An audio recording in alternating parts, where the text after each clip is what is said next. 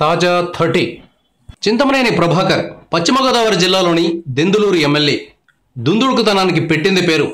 ఈయన కారణంగా చంద్రబాబుకు ఓసారి పెద్ద చిక్కొచ్చి పడింది.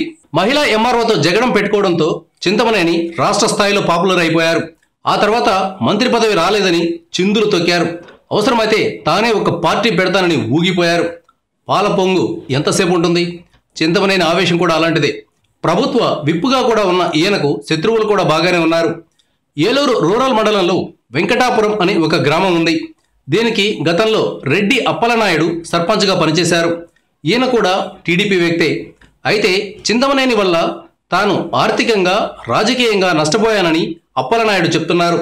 బీసీ సామాజిక వర్గానికి చెందిన తనను చింతమనేని తొక్కేస్తున్నారని ఆయన వాపోతున్నారు. దీంతో చింతమనేనికి స్పాట్ పెట్టాలని అప్పలనాయుడు నిర్ణయించుకున్నారు. ఆ మేరకు రౌడీ షీటర్ యార్లగడ్డ దుర్గారావుతో పాటు మరికొంతమందితో కలిసి కుట్ర చేశారు. చింతమనేనితో పాటు ఏలూరుకు చెందిన దళిత నేత జయరాజును కూడా హత్య చేసేందుకు ప్లాన్ చేశారు. ఈ కుట్రలను పోలీసులు ఛేదించారు. అప్పలనాయుడితో పాటు పలువురిని అరెస్టు చేశారు. చింతమనేని అదృష్టం బాగుంది. చాలా పకడ్బందీగా పనిన ప్లాన్ పోలీసులకు అందింది. కథ కంచికి చేరింది. Thank you viewers.